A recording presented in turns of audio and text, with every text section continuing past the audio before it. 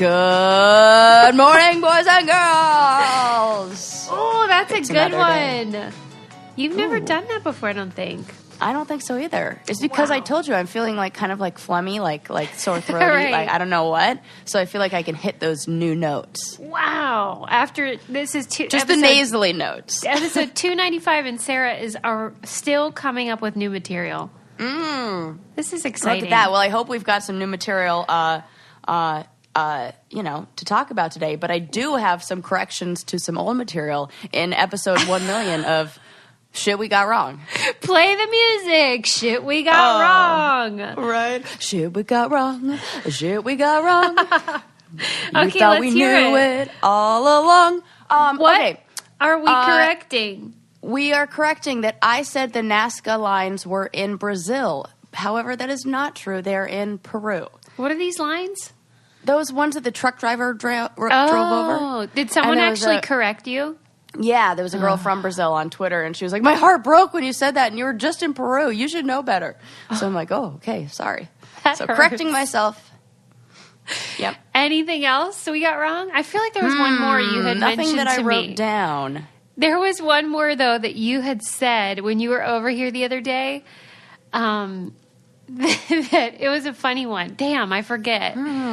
Well, I Something also I got wrong, probably. have a segment which is, you remember we were going to do shit, like it was like shit people are mad about or whatever. Oh, yeah.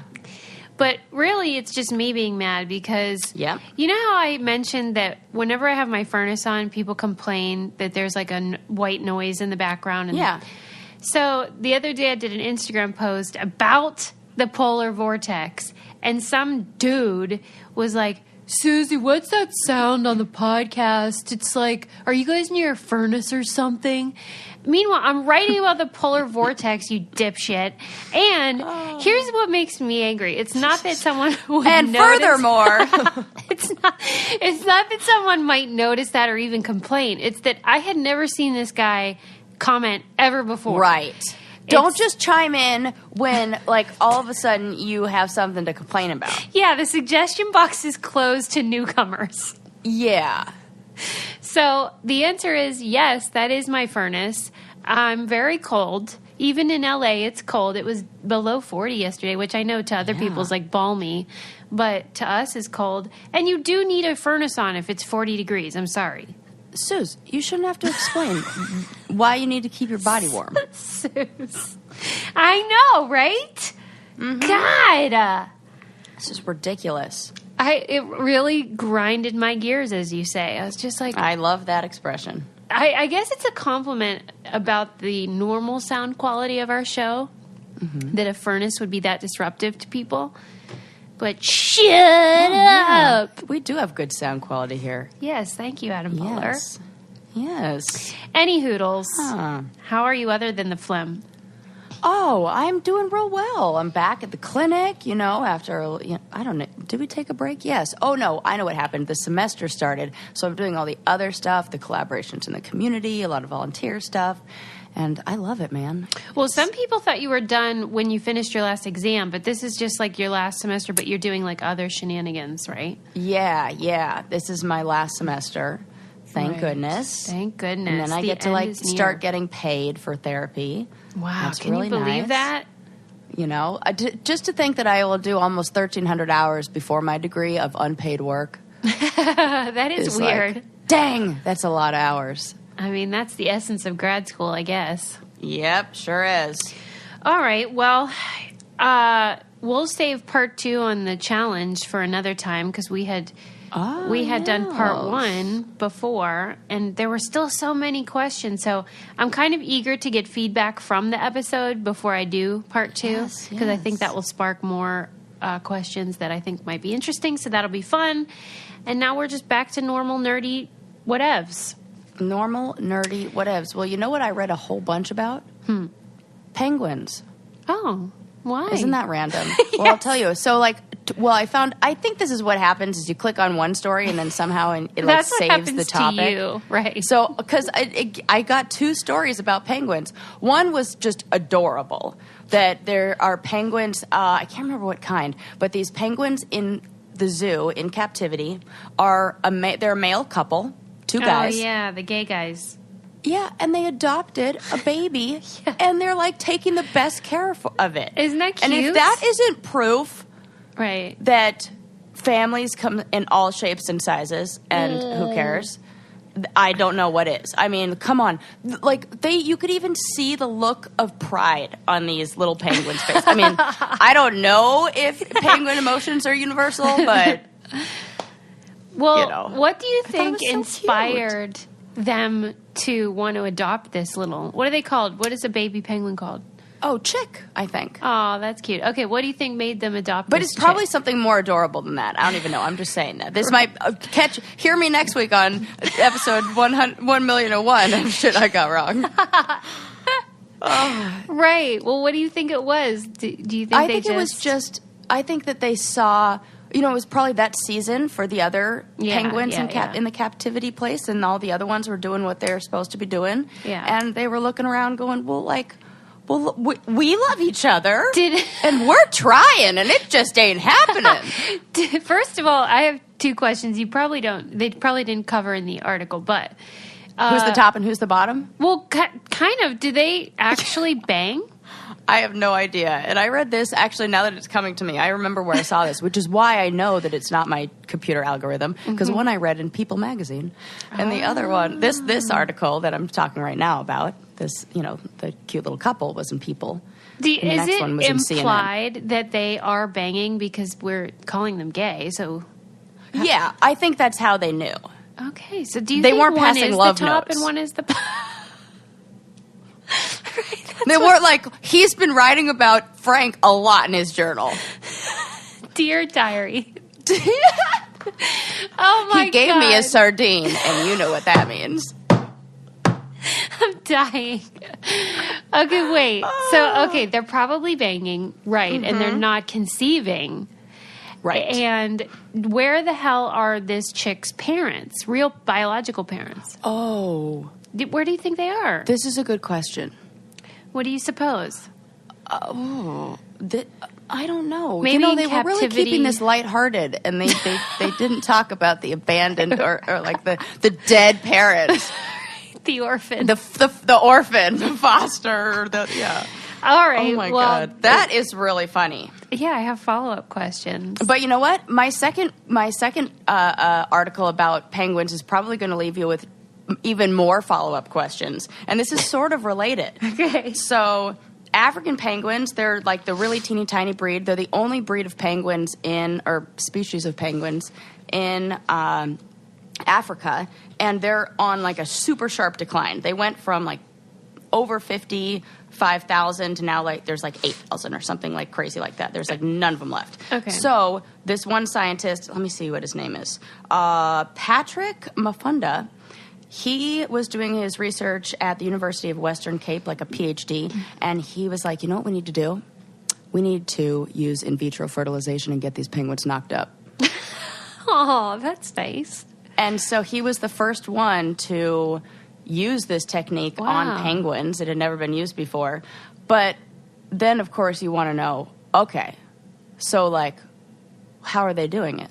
Yes, And exactly what I want to know. It is the researcher's job. Well, there are multiple parts to this. Part number 1, collect semen. Right. Step 1. So Step 1. Yeah. Okay. So this to me is like the funniest part.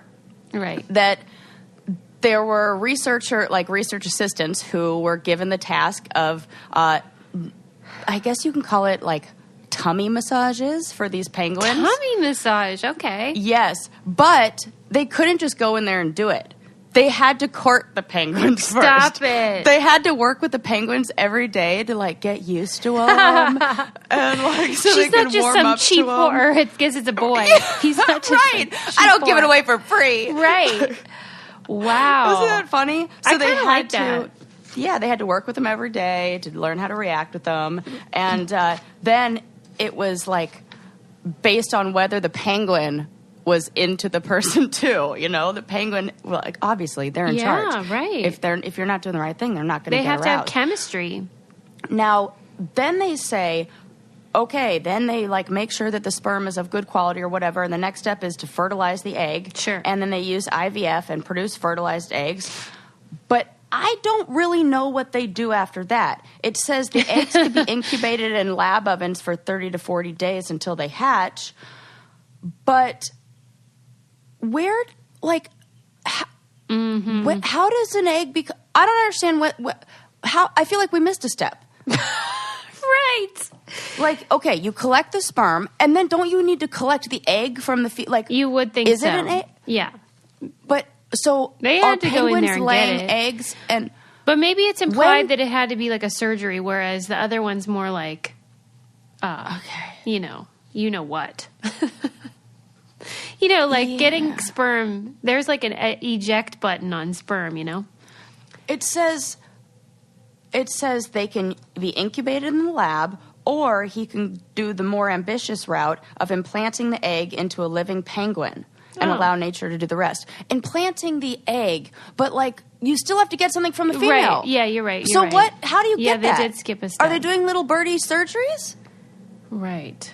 I have no idea. I can't figure it out. And now that makes me like, and I was like, I'm not going to Google how birds have sex and how baby birds are made because I don't know. I'm just not ready to go down that rabbit hole. But I still have Someone questions. needs to massage your tummy. Yes, exactly. She's not ready yet.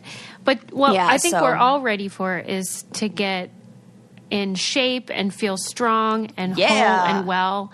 And there is a fantastic fitness program called OpenFit, which is essentially the Netflix of workout videos where you can access them anytime from your computer or your tablet or whatevs.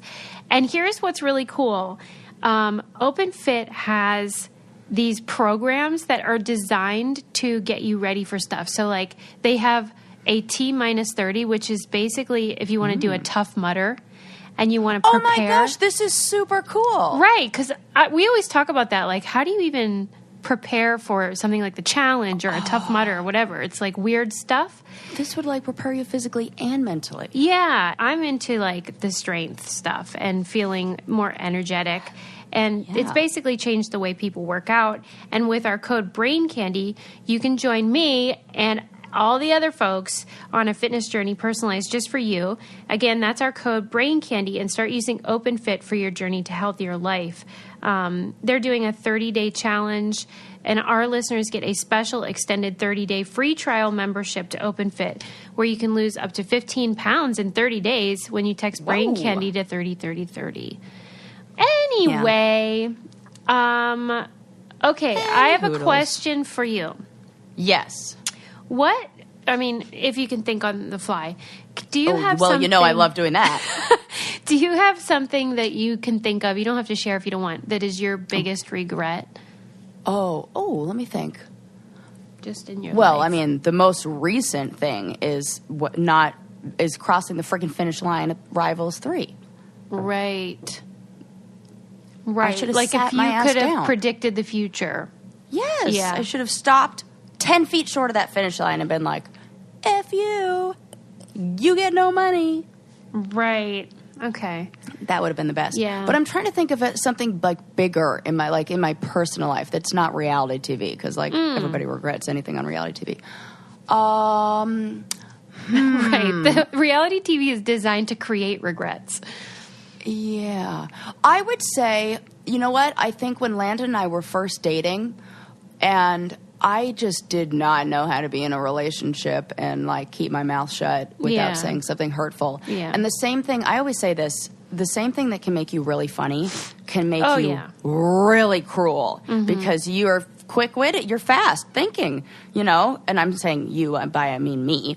And, so I think I went for the jugular in a fight and said words that once you say you can never take back kind of thing, that I just knew were going to hurt him. And this was me when I was 24, so we'd like to think we've learned something in 10 years.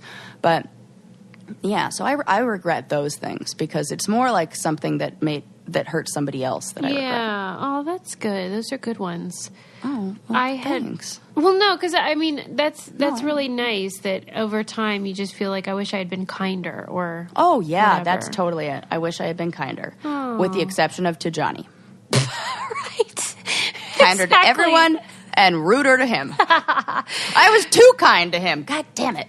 I read this article about somebody who the author had put it out on Twitter, like, what's your biggest regret, and was blown away by the responses. And I was moved by the article. It actually made me tear up, you know. Oh my gosh, please share. Well, this is good. It was, and it really made me think, and because she kind of like grouped them into categories. Yes. And a lot of several people said that they wished they had spoken up sooner about abuse. And that really punched me in the gut. And this, like their own or their own, witnessed? To prevent other people from experiencing it, or just to nip it in the bud, I guess. Yeah. And that's like a growth, like self-worth. Yeah. Growth. Yeah. Oh. Well, the author pointed out how many of the responses were one thing, but really kind of pointed to another. Like there was self-shame there. Yes. Which is sad, because you almost want to be like, don't feel bad about that. Like, you know, you wish you could tell people. See, I hear that in my head as growth, because you're able to have the perspective that you did get out, and you like. Yeah, that's true. What would be worse is not getting out of that situation. Yeah. But don't you? And I feel like you can only compare yourself to the person you were the day before, and if the day before she was in that situation, or he, and now they're not, it doesn't matter that you know. Yeah, it's a shame though that you would come forward, and instead of feeling relief or pride, there's almost like, I wish I'd just done that same thing but way earlier. Yeah, but that is a really good message for people out there who are in that similar situation. She also pointed out how in a world where people are often told, follow your dreams and like just sort of do whatever, that a lot of people really regretted not staying in school or going to college, or, because they were like just kind of immature and thought, I'm just going to do this fun thing instead. Right. Following the straight and narrow kind of like, yeah. And I thought that was a good thing to hear. And then she said almost none of them were about money. And I thought that was a good... Oh, that is so good. Right? Because it's like what you put pour yourself into every day, which is your profession, isn't really about the money in the end. In the end. When I work with clients, I really try hard, and with anybody, even with friends and people that I know, I really want to find what it is that makes them, like, what motivates them, what do they love, what are they passionate about, what makes them excited. And I will often ask people, what was the time where you felt like the most proud of yourself, or like the most accomplished? And those are almost never, I've never heard an answer, where's money? Right. Even with the most accomplished. And so that's a whole lesson in the hard work that you put in leads to these great successes and blah, blah, blah. But it's interesting, the kind of questions that will never, or like, what's the time where you felt, the most loved, or the most, and it's only with human connection. The only time you can feel like, what's your happiest memory? Nobody has that by themselves swimming. With a bank. In their money. Yes. It's like Scrooge McDuck, It's so true. But it is. We and all should get be like tricked what we by think that. about. Yeah, because we get fed all these, like, everything we see on TV and in magazines, and look at all these, like, you're supposed to look like this and be like this and blah, blah, blah. And it's just like, no, just be you and be happy. I'm going to put the article in the newsletter, though, because I kept thinking about the brainiacs and thinking, oh my gosh, I know they're going to this is going to resonate with them, because they're very thoughtful. I mean, we have met so many great brainiacs, and I feel like they'll really get what the author was trying to say. And even as you're saying that, I'm thinking back to, like the people who said, oh, I wish I didn't, go to this thing or go to that thing. There's a big part of me that feels like I pushed away a certain group that I would have had a lot of fun with. Like I don't know, it was like things my mom said, or like growing up of like, oh, sorority girls are like this, or, you know, don't be one of those kind of girls. But like all my friends now were in sororities, you know, and now I'm like the perfect person to be in a sorority. Songs, matching outfits. Exactly. Oh my God. I mean, like volunteer work. This is right on my alley if I get the right one. And you're a good time girl, let's be honest. Yes. And I mean, like I'm the kind of person who is like going to just like, I'm not going to plan the event, but I'm going to like come along and be super excited about it. You know, I'm not going to invite everybody out like to a bar, but I'll go. Right. And so I feel like when you're in a sorority, like everything's already planned for you and you already know what the events are. So I wouldn't have to like come up with an idea of what to do. It's like, here's your social schedule. I would have loved that. And so I regret not being in a sorority. You know, people that But that's like a silly one. People that have really busy social lives, sometimes they forget to hydrate. They do. And if you are, you know, running around, going to the gym, or your kids are on teams and need to hydrate after, or you don't want to get or sick. you were real social last night. Well, that's what I'm saying. You know, a little too much vino, it happens. Yep. And Liquid IV is our go-to thing to solve that problem. You just take a little packet and you pour it into your water. My husband ran out, okay? And it was like the biggest deal around here. He kept talking about it. I'm like, do you know that you can order it too? Like same thing with Landon. Oh my gosh. Why do they? What? I'm like, you have the internet. You have you even know the code. We have the same resources. Go on. So he finally did, and it arrived yesterday. So he was so happy. He went out and made one right away. And it basically hydrates you 2 to 3 times as fast as water. And it has vitamins in it, and it's absorbed into your body faster than just straight up water. So it's great for, you know, this season where everyone's getting sick or you're traveling or whatever. We love Liquid IV, and we know you will too. And right now our listeners get 20% off at liquidiv.com when you use code BRAIN at checkout. That's 20% off anything you order on Liquid IV's website. Go to liquidiv.com and enter promo code BRAIN to get your savings and start getting better hydration. That's liquidiv.com, promo code BRAIN. Don't wait. Get hydrated today. Yes. I've been doing excellent with my New Year's resolution of staying hydrated. That's right. When you came over the other day, you were saying that's one of your things for January was water, water, water. Water, water, more water. My gosh. And do you notice a difference, though? How you feel? In my skin. Yeah. Yeah, it's this dry season, I probably do. I mean, I bet I'm like healthier on the inside. Right. Well, that's good. That's a good resolution. Yeah. Yeah. And I have this little thing on my Apple Watch where you like log how many ounces you've drank. I just like to be a box checker, and you know, even if I do it with my water, I'm like, look what I accomplished. You know, in therapy we say small goals. So before we started recording, you were saying you didn't sleep well last night. Oh God, I slept terrible. Were you tossing and turning and like doing stuff or what? What were you doing? What was going on? Yeah, well, I was tossing and turning. And then I was on Poshmark. And then you know. Yeah. And it's like, I can't not see every single brown belt with a gold buckle that they have on there. You know, what am I going to stop scrolling halfway through? Right. So, yeah. I was like up and down and up and down. And then, I don't know. Do you get up out of bed? Do I? Sometimes. Not really, though. Yeah, right. Maybe to like refill my water bottle, but right, okay, no. And then you know what happens is also like I'll like watch TV, or you know, I went through 4 different guided meditations to go to sleep. That's how you know. That's so sad. You're, like 4, you know, and I typed in like quick guided, like, you know, so like 5 minutes. I'm like, you know, it takes the average person 7 minutes to fall asleep. I'm like, okay, 10-minute meditation, I'll be asleep. Nope. 40 minutes later, it's like, yeah, you're all hyped up. But yeah, and I thought, and you know what? Words of friends. I was doing that too. Oh so it's. I'm distracting just myself. Bad habits. I'm sure. Yeah. It's bad habits. You know. I get it. Yeah, but I drink water, so there you go. Right. So you quit rubbing it in, Suze. Yep. Did you know that oysters can hear? By the way. Oh, what? Oh my God! I did not. That know makes me picture them with adorable little ears. Well, you know what? Okay, let's think about this. Yes.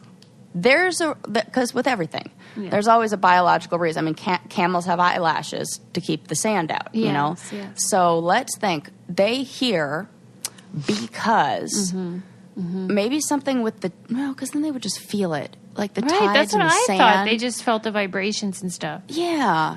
Why do they have ears? I don't know, but it was a great article in New York Times about how oysters have ears and they wish they would shut. What did it say? They wished we would shut our clams or something like that. Like basically that it's a real problem that there's so much noise pollution because they'll shut their shells, to block it. But then when their shells are shut, they can't sort of know when the best time it is to do whatever it is that they do. I don't know if they eat or mate or whatever the hell they fucking do.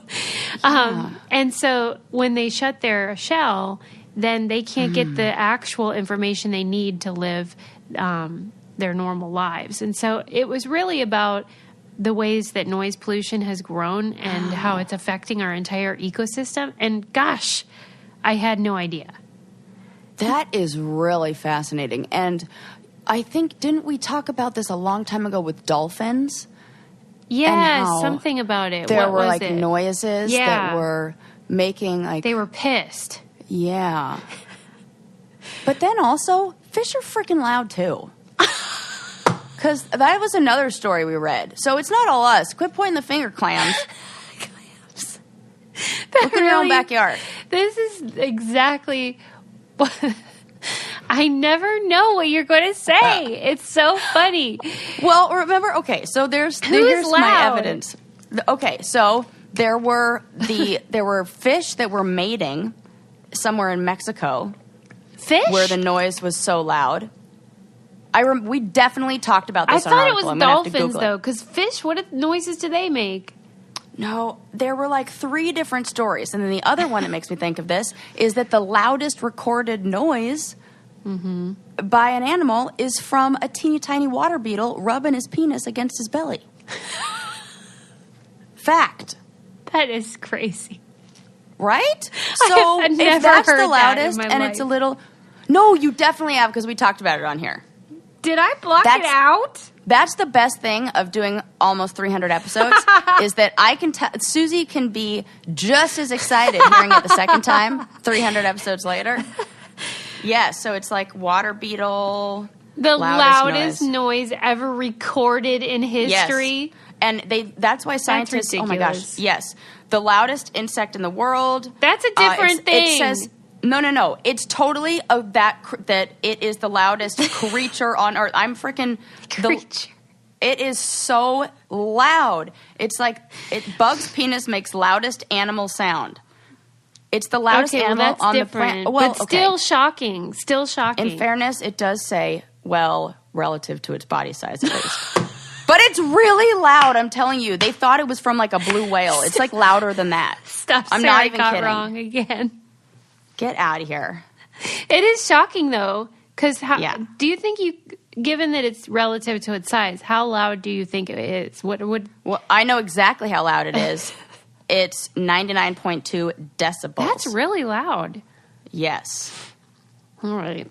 But not as loud as I thought, given the, the pitch you made. But, okay. Right. Okay. But that's like, that's how that's what it is. In the article, it was saying how, like, everything from commercial fishing to even researchers, scuba diving, jet skis, drilling for oil, all these things are super noisy. And we really just had no idea when, people started doing all this stuff that noise could ruin living things. I think we're only really learning now the impact that it has. The other one I think is light. Oh, right. Yes. That's got to have an effect on things too. I mean, the light pollution from places or, all of this stuff works together.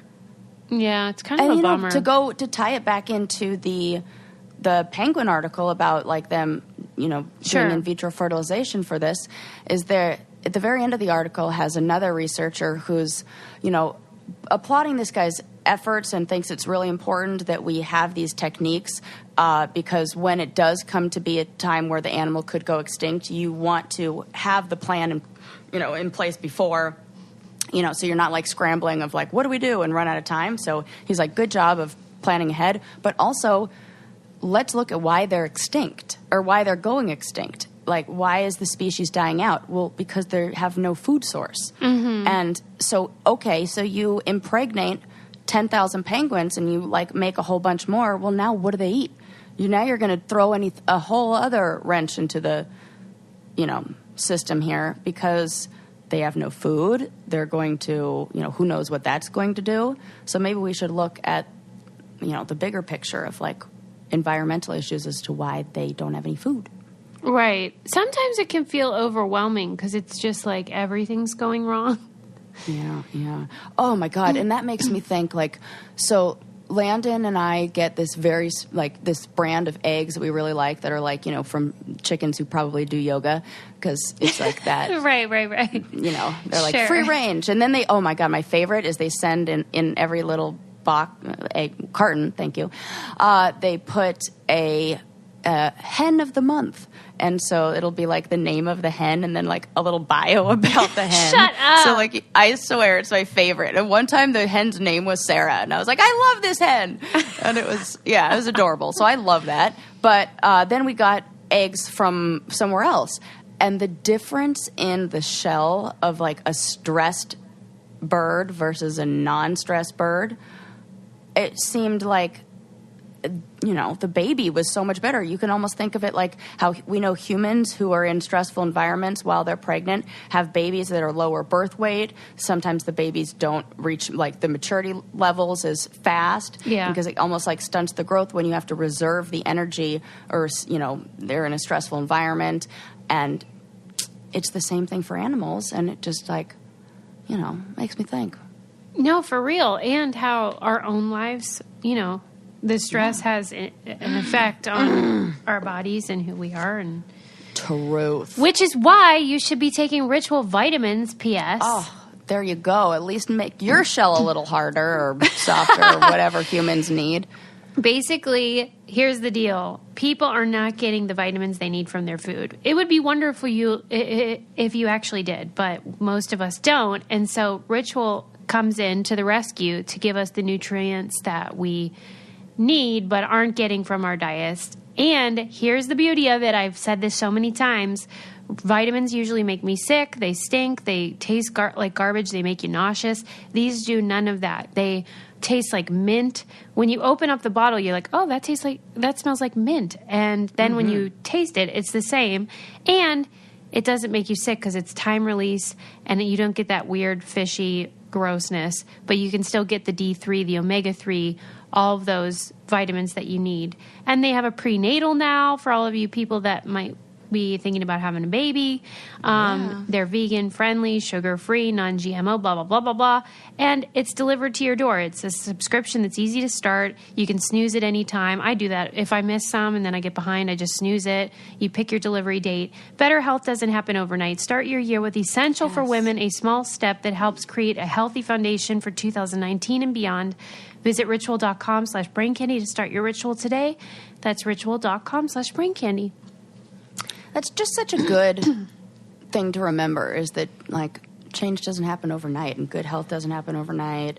Right. Mental health doesn't happen overnight. I keep thinking about what you often talk about when we've previously talked about the idea of resolutions or goals and how when you don't succeed on a day or a week or a month that you can just start over.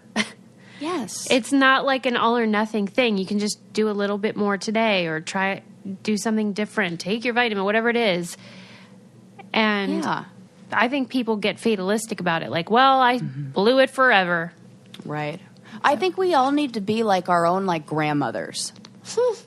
Like, what would your adorable old grandma, like, given that you have an adorable old grandmother, if you have one of those mean, nasty ones, don't think of this. Right, I'll just think of your grandma. Yeah, think of my grandma. What would Eleanor do? And, she would be like, you are the best. You can do it. You have everything in you to succeed, and I'm proud of you. And could you imagine if we woke up every day and told ourselves that? No, I can't actually. I really can't. I've been doing this workbook called 21 Days to Extreme Self-Care. Oh, are you okay over there? I'm so sorry. Yes. Yeah, Phlegmy. I feel like your phlegm was contagious. Oh, no, so it was sorry. contagious in 20 minutes. Yes. What was I saying? You were saying you were reading this book about self-care. Oh, yeah, I'm doing this workbook. It's called 21 Days to Extreme Self-Care. And I think that's great because my therapist was like, well, here's the deal. Shoot for extreme, and if you land at just self-care, then way to go. And so one of the challenges for the week was look in the mirror and say, I love you to yourself. Okay. Say, I love you, Sarah. I love you, Sarah. And look in your eyes, like how you would talk to somebody else. Sometimes when we look in the mirror, we don't even connect to ourselves. And so, it's amazing how much it changes how you think about yourself, how you feel about yourself, when you just tell yourself that you love yourself. Well, sometimes I can be cynical about self-care, but I have adopted your perspective, which you say is, this idea that in order to help others, you really have to start with yourself.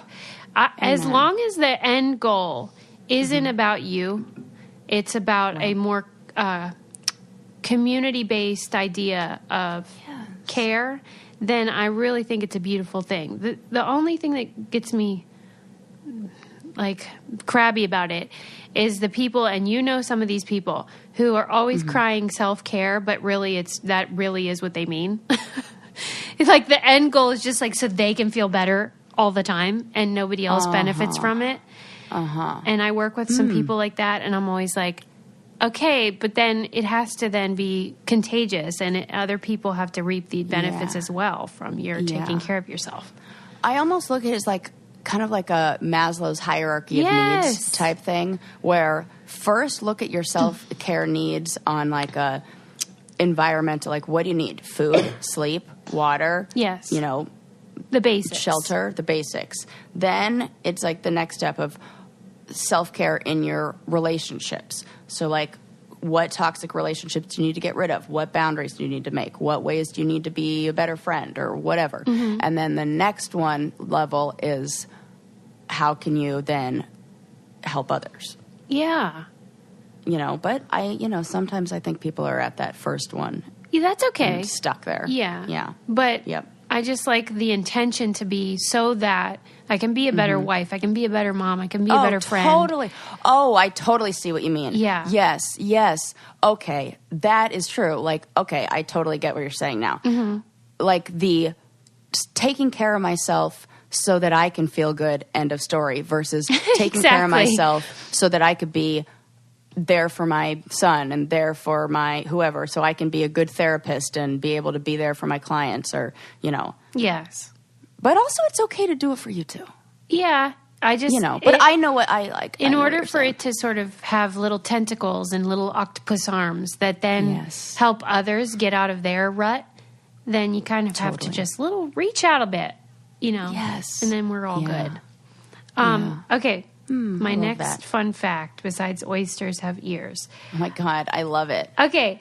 This is not a fun fact. This is a bad fact, which is that Jezebel published this article that described a study where people were seeing a video of a little child that was complaining about being sick or in pain, and you couldn't tell whether it was a boy or a girl.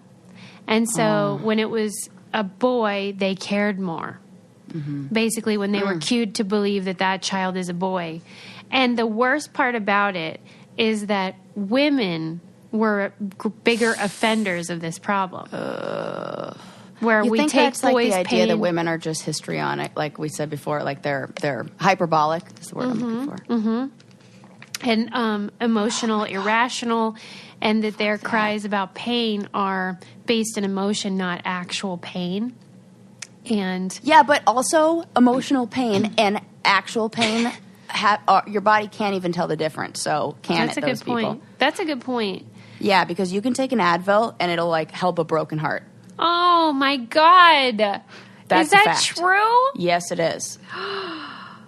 Oh my God. And that's also why addiction, like when you have emotional pain paired with physical pain and you take, like, say your doctor prescribes opioids, the addiction is, The feeling. takes such a strong effect because even after the physical pain is gone, you also are recognizing that your emotional pain is better. It's almost the emotional pain that is fixing that becomes the addiction thing.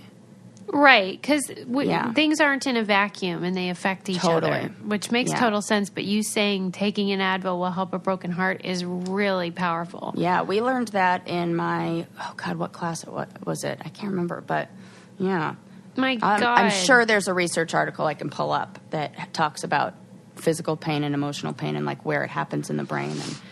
And yeah. Why do you think that they're still trying to figure out why women were greater offenders of this towards little girls than men were? It was bad on both, but it was worse amongst women. And they have some theories, that women have really bought into this idea that their pain doesn't matter. And so they apply it then to girls too, in addition to themselves. But boy, does it break my heart. I'll tell you, I should take an Advil because like it makes me really sad that when a little girl says she's in pain, that we're kind of like, okay. You'd think it would be the opposite because boys are supposed to be tough, the gender ideas. Yeah, but then you feel like, if he's so tough all the time, he must really mean it. I'm thinking back, there was a girl, one of my best friends in elementary school. She complained for a long time that she wasn't feeling good and she had stomach aches. The doctors kept telling her it's just a tummy ache. You're fine. You're fine. Well, then she had a ruptured appendicitis. And her entire body was septic. She spent like 3 months. I think she had like 3 or 4 surgeries and has like a 6-inch, they call it a zipper scar because they had to go in so many times. What? Yeah, in like 3rd grade. And I remember exactly where I was sitting when she said, oh my God, it gets me like emotional. When she said that she had to go to the nurse and she wasn't feeling good. And then I found out what happened. I just remember sitting that entire recess like, I know she's hurting. And I remember being so mad that nobody listened to her. Even in 2nd grade or 3rd grade, I realized that was so fucked up. I have a comment about that, but for now I want to talk about Stamps.com and how it's awesome for shipping. I know that I don't have a good segue, but who cares? You don't need one when you're going to save on frickin' postage and you don't have to leave your house or your office or wherever you're shipping from. Stamps.com brings all the service to the U.S. Postal Service right to your fingertips. You can buy any U.S. postage for any letter, package, class of mail using your own computer and printer. They make it so easy. The scale they send you calculates the exact postage, so you don't have to worry about, where you're like, I don't know, I'll just put extra on there. So it's saving you money, and it's so easy. That's why we love Stamps.com. And right now, our listeners get a special offer that includes a 4-week trial plus free postage and a digital scale. See for yourself why over 700,000 small businesses use Stamps.com. Just go to Stamps.com, click on the microphone at the top of the homepage, and type in Brain Candy. That's Stamps.com. Enter Brain Candy. Okay. I wanted to say, do you have a memory in your life where you can distinctly, I know the answer to this, where someone didn't believe you? After I was halfway through, yep. I was like, well, I'm asking the right person. I mean, you obviously have examples of that. Yeah. Okay. That would be pretty much yes. I think one of the biggest things I have to get over is feeling like the need for people to believe me because so many people didn't in the past about big, important things. So, yeah, familiar. Do you think it would have been different if you had been a boy, if you were a boy? Oh, and I said that? Probably. Yeah, I'm just kind of tapping into this idea of like little boys, the chances of a little boy saying, my dad sexually assaulted me is less, I don't know, in people's minds. Yeah, it's hard to know. Yeah. Maybe they would think it was even more absurd. Oh, possibly. I don't know. I think they see it as like little girls and somehow like manipulation or something like that. Yeah. And so probably would have been. I'm trying to think about something else. You know what? I'm going to say yes all the time, and he's going to get mad if he listens to this, but whatevs. It happened just the other night when we were at a dinner table. Like, this is probably actually 3 weeks ago.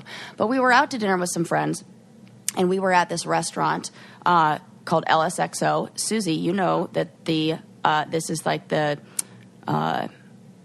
same Little owners Sister. as Yeah. Little Sister. Okay. Yeah. So I knew that. You know that. We eat at Little Sister all the time. We're at the dinner table, and I say, yeah, this, they also have other restaurants. I was just in, Hermosa eating at Little Sister. And Landon's like, they don't have a location there. I'm like, yeah, they do. He didn't take my word for it. Wow. And he had to look it up on his phone. And I was like, so two things you think here. Either one, I have no idea where I go all the time, and I'm just like a moron who isn't from Southern California, or you think I'm lying. So I was just like, okay, I'll just shut my mouth because I know this is one of those things where it's like, I think this is just a male-female thing. This guy looks up everything that, but maybe then again, he's heard fairness, our segment of things Sarah gets wrong. Exactly. I was like, in all fairness, I probably have said the hyperbolic things like the loudest animal ever when it's really relative to its size. I mean, yeah, when we're talking about trivia and stuff, things get, muddled. But I would argue that you're one of the most believable people I ever talked to. I'm never, like in real life, when we're talking about just stuff and experiences, I never doubt the accuracy. If anything, I almost Right. I would say the same for you, yeah. Yeah. Well, thank you. And also, that I'm a terrible liar. So people should just know that I can't lie about shit. Right. Oh, my God. I get nervous just thinking about maybe your act of underselling stuff has undermined your credibility or something. Or people just don't take you seriously because you have a vagina. One or the other. Either one of those I don't like. Either way, it sucks. Yeah. But the example that I remember from my childhood is so minor and inconsequential. I don't even know why it's in my memory bank, but I can't even imagine if it were that someone had touched me inappropriately or something violent or whatever. I really can't imagine how much that would stick with a person and how traumatizing it is. Because not being believed, isn't that one of the biggest sort of... It makes you feel like you're the crazy person. Then you question reality. You question, your whole experience. It basically undoes your humanity. Like, what a human is. Yeah. Like, you don't matter. And also, we know this now, that... what are they called? It's peripheral details and something else about what happens when anybody experiences something that their brain registers as trauma. That the prefrontal cortex that's responsible for all of our executive functioning and rationalization and being able to think logically and assess the situation in a sound mind shuts down, and we react from the limbic system, which is all about animal instincts, fight or flight. I gotta save myself. Everything looks like danger. Red flag. Beep, beep, beep. Emergency. And when that happens, it changes where we store memories, how we store memories, whether it's linear or not, the details we remember. It shuts down a whole bunch of different parts of our brain. So that's often what happens, especially when people are reporting, sexual assault, where they get one detail wrong because that's how their memory stored it, and they throw everything out. And we kind of heard a little bit of that in the Kavanaugh trials when when they were like, what, you don't remember the name of the whatever, but you remember all this? Well, yeah, because let me give you a little lesson on how the brain works. It's like these people just need they just need to listen to this episode. Well, I was just talking about that, how when I told people that I was raped, everyone believed me. And I didn't know how lucky I was. Oh. And I think the reason that they believed me were the part of the problem in general, which is that I was a virgin before that, that I am white, that I had been portrayed on television as a good girl. Right, because if you were promiscuous, maybe they wouldn't have. Well, yeah. Or what people would label as promiscuous. Sure. I don't want to call any, And it never occurred to me that someone wouldn't believe me, but that is naive, and I realized how privileged I am that they did, in fact. Not that it made a damn bit of difference. I mean, it's not like they told me to go to the police or something, but I'm just saying that being believed is very important to, like, the human experience. Yeah, well, you know what? Now, as you say that, and thinking about how you grew up, and religion is obviously, it's like faith-based, which is really just believing something, right? Yeah. Without just like on faith. Mm-hmm. And now I think about the kind of like, and I'm not lumping everybody together, but, like the people who are the most accusatory for me, like they're like, just have faith in the Lord. Oh my God. But I don't believe you. Yeah. Right. Well, you're not a man, so. So that seems a little backwards to me. Right, but Jesus is a man, and the preachers are men, and that's the whole system is built around white guys. Yeah, man. It's a real bummer, but it is. Now, once you know that you're privileged or that there's a problem or whatever it is, then you can work to fight against the issue. So I feel like we're in a lucky spot where we can actually raise awareness. Mm-hmm. Ooh, and in doing so, I want to share, oh my God, I should take time to look it up so I can get the right name of the link. I'll give you a minute because great. I want to raise awareness about something called Quip, which is such an awesome system for friggin' brushing your teeth. Like, it sounds so silly, but it's one of the most important things we do for our health every day, and yet most of us don't do it properly. I just saw this article about how kids especially are using too much toothpaste, and I thought, I'm not in that position because, thank Christ, when I got my Quip kit for Lincoln, it specifically says we are all probably using too much because of the commercials they put on those giant things of toothpaste. They're like, no, you need a pea-size amount. You're good. And I never knew that. So I was probably using too much toothpaste all these years too, and now my son is not. But you think, more must be better. Like, if a little's good, more is better. That's not the case. So Quip is like working with people to teach them that. But what I actually love just as much is how adorable and beautiful these toothbrushes are on my mirror. The mount comes off. You can use it as a cap when you travel. They are sleek. They send you a new head every 3 months, which is what everyone should be doing anyway. And it's one of the first electric toothbrushes accepted by the American Dental Association. Has thousands of verified 5-star reviews. They're great. That is why I love Quip and why they're backed by over 20,000 dental professionals. Quip starts at just $25, and if you go to getquip.com/braincandy, you get your first refill pack for free with a Quip electric toothbrush. That's your first refill pack for free at getquip.com/braincandy, and you can pick your color too. What's better than that? Love that. Did you find what you're looking for? I sure did, and I'm super happy I did. Okay. So we were talking about, essentially like almost being an ally or being... Yes, an advocate. An advocate in every way. So I was watching this really great news show that I love. It's on Netflix, and it's called Trigger Warning with Killer Mike. And he is... Yeah, have you seen it or heard about it? I saw the trailer, and he works with Jane Elliott as well, the racism trainer that I work with. And so I talk to him on Twitter sometimes. Oh my God! Yeah. I'm like fangirling. I love him He's so cool. much. Yeah. He's the coolest. Okay, so he has this show where he just, faces these like major issues head on. And in the pilot episode, he's talking about this. It's really interesting. Okay, so $1 that we spend in the black community only stays in that black financial ecosystem for 6 hours.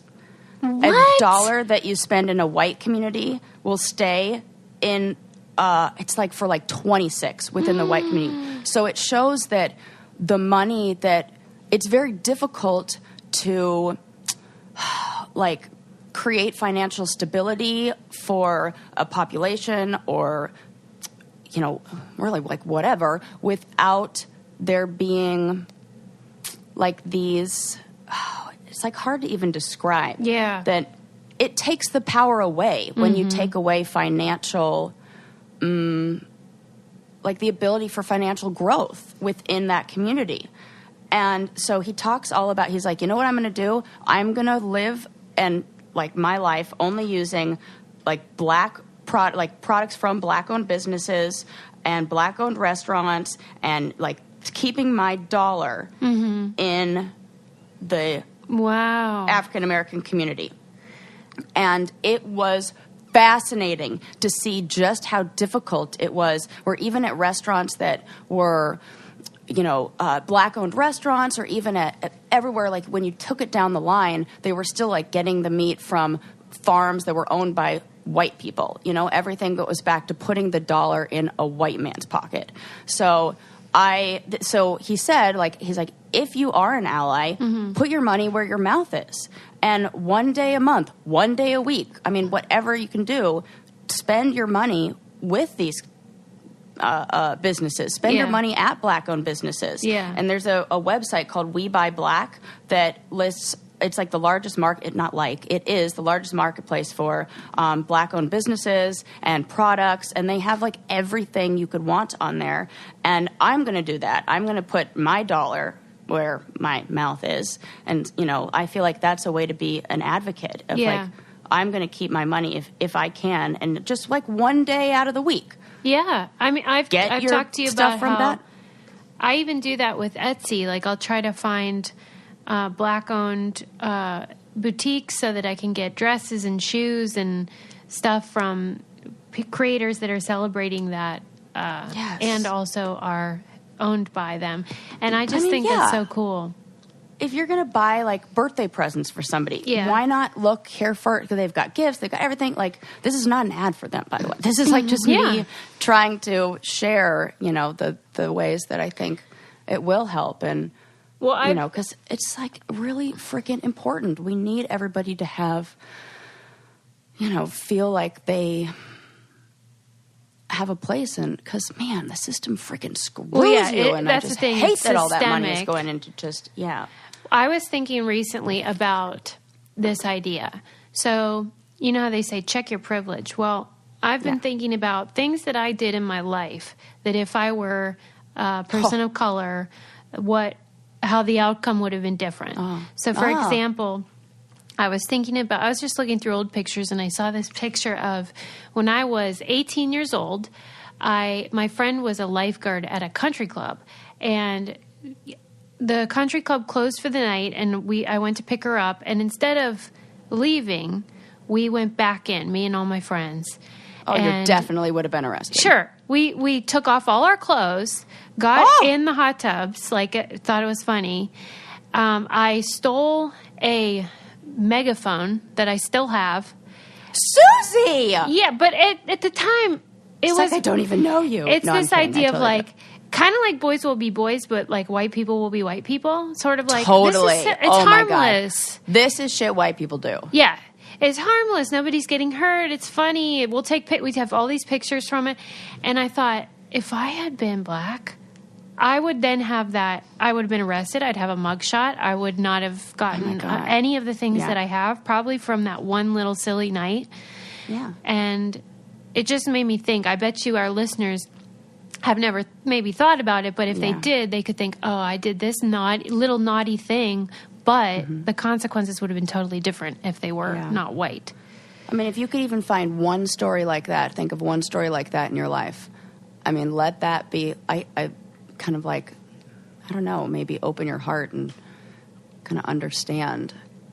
Because those things can be life ruiners. Yes. No joke. Oh my God, that makes me like sick to my stomach just to think about. Can you think of times like that? That I've done stuff like Yeah. that? Well, I mean, I would think about... I skipped school all the time. I was never I'm such truant. a rule follower that I get in trouble for a lot. And I've never been... Yeah. One time, maybe like getting out of like being pulled over. I mean, I'm grateful every time I'm pulled over. It's like, yeah. Yeah, it's not good. And I've been pulled over with my friend driving, who is an African American male, and he, after we got pulled over, told me that he feels like it would have been different if I weren't in the car. Oh my and God. I had like a heaviness in my chest and I just talked to him for a long time about like, how shitty that is. Mm-hmm. Oh God, I remember that. And we were in not California too. I think, just being aware of it in your own life is the first step. Like, I'm not even asking people to do anything with that information. Just awareness. About your own life and how you've benefited from a system that is rigged. Yes. Yeah, you can check yourself a little.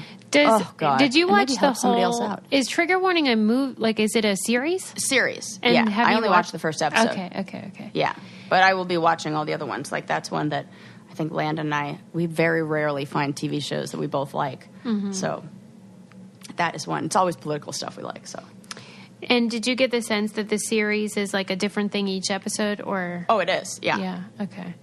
Yeah, and it's Black History Month, so this is a good time to do that. Yeah. Support Black-owned businesses and read Black authors, and just do the work, because it's only 1 month a year, for Pete's sake. Just get started. We tried to do that last year with book club, and then I dropped the ball this year, but. You can still do it privately. You don't have to do it through Well, one of the books is by a woman of color from I didn't know Nigeria. That. Okay. Yeah. And Hidden Figures is the one yeah, Chloe two of them. picked. Yeah. So I just fucked up 3. personally. Yeah. You guys did your job. Not fucked up. You're fine. You're fine. All right. Well, that's all for now. Don't forget to subscribe. Leave us a 5-star review. We love that. Yeah.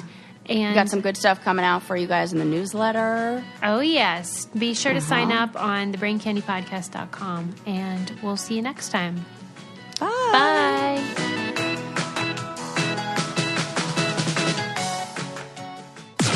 This podcast is brought to you by Wave Podcast Network. Check out all of our shows, including The Brain Candy Podcast, I Don't Get It, Babes and Babies, Coffee Convos, and Let's Talk About It.